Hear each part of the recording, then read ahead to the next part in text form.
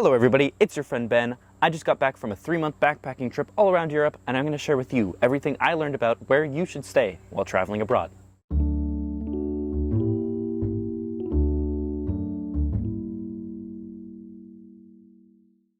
I have 5 recommendations and 1 honorable mention.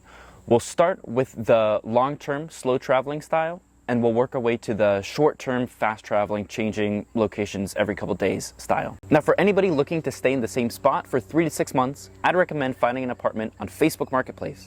It has great prices on par to what the locals pay, and they just recently updated their user interface, so it's a lot cleaner and easier to use. It feels kind of like Airbnb now. Now, while you will get the best nightly rate, you're sort of stuck in the same spot, making it a little bit less feasible to go to those nearby travel destinations. On top of that, it's a little bit sketchy sometimes. The payments are made outside of the app, so you don't have any sort of insurance if somebody scams you. But what I'd recommend if you're going through Facebook Marketplace to find an apartment, it can be extremely effective as long as you do your due diligence. Make sure to video call or talk on the phone with the landlord before you send any money to anybody. And that brings us to recommendation number 2.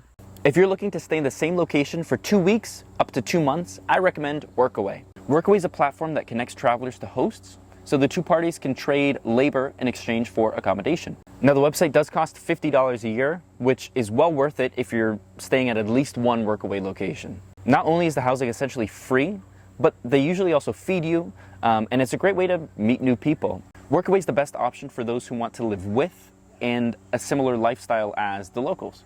Now, you will be working at least 20 hours a week, but it's usually really fun. I did 2 workaways. One of them was teaching music at an art school in Peru, and the other was helping out on a self-sustainable eagle farm. So while the work is pretty tiring, it's usually a great way to connect with the community you're living in. For me, the biggest downside of Workaway is that you're playing by somebody else's rules. Now, while technically, yes, you could just pack up your bags and leave whenever you want, it's probably not a good idea unless you really want to burn some bridges.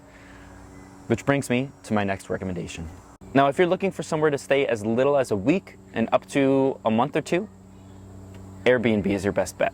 Now, the biggest downside of Airbnb is that it's super expensive. The prices are built for tourists. That's a fact. Now, they do offer some pretty good monthly discounts sometimes, but it really depends on the host. Sometimes an Airbnb is good even just for a couple nights, if the cleaning and service fee is low enough. What I've seen a lot of people do is they'll list the nightly rate as a pretty fair price, but then add in a $100 service fee. Now, if you're staying for an entire month, a $100 service fee isn't, actually no, that's still kind of a lot.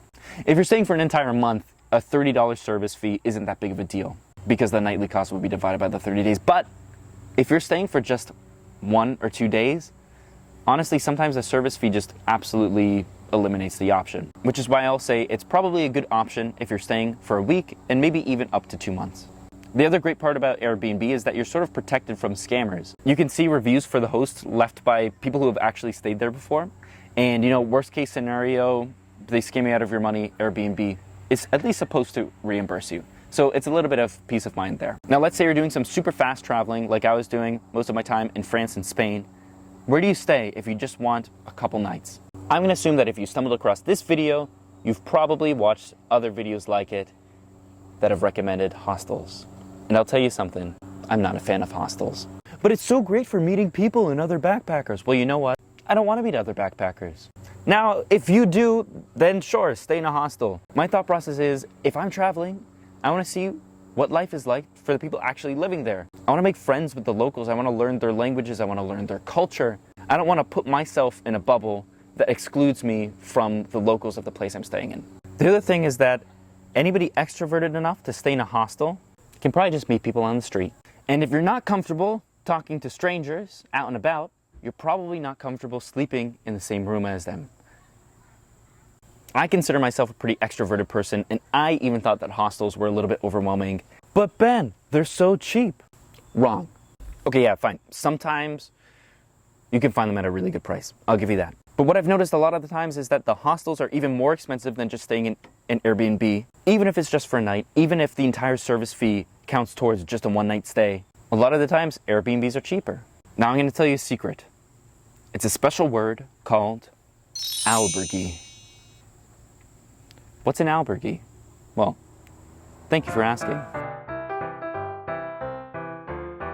A long, long time ago, a man named St. James walked all the way from France to Spain.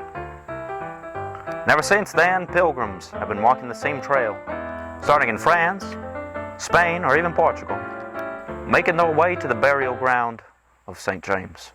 So yeah, there's a bunch of pilgrims walking this trail like 10 miles a day for 2 months. They gotta stay somewhere too, don't they?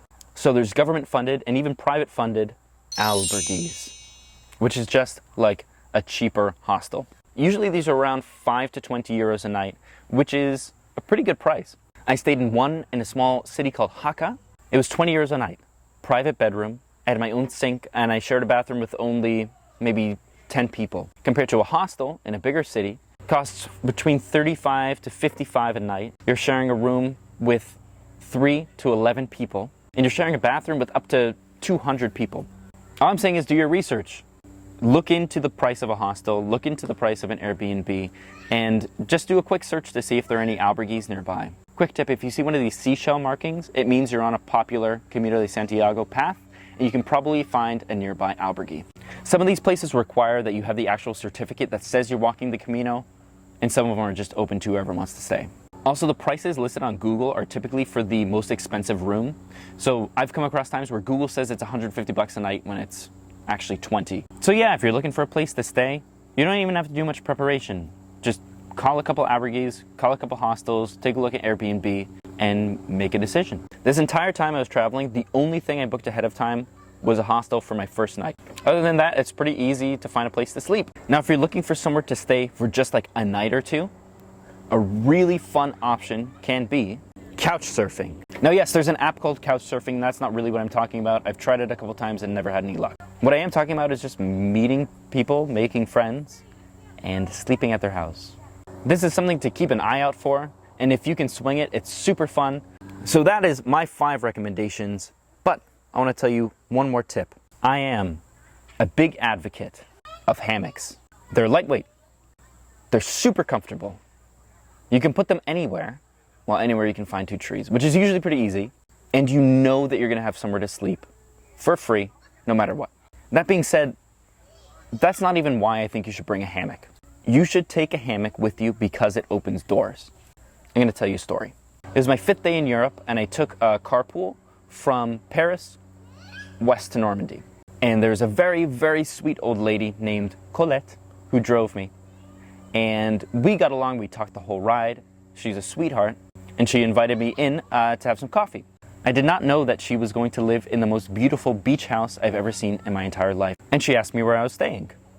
Because I was planning on just finding somewhere to camp out in my hammock, I answered, well, anywhere I can find 2 trees to put my hammock, right?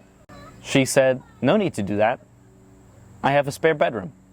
You can crash at my place for a couple nights if you want. Bringing that hammock allowed me to improvise. The best experiences from this trip were adventures I could have never planned for. And they came entirely from an intentional lack of preparation. If there's one thing I want you to take away from this video, don't over-prepare. Leave more room than you think you'll want for improvisation. Let your travels sweep you off your feet and take you on adventures you could have never expected. And you'll come back with stories that go beyond your wildest dreams. Make sure to leave a comment, let me know what you think. I'd love to hear back from you. And if you like this video, make sure to check out my last project. I trust that you know to subscribe at this point, right? Do I have to say to like, comment, subscribe? I don't know. I'm new at this.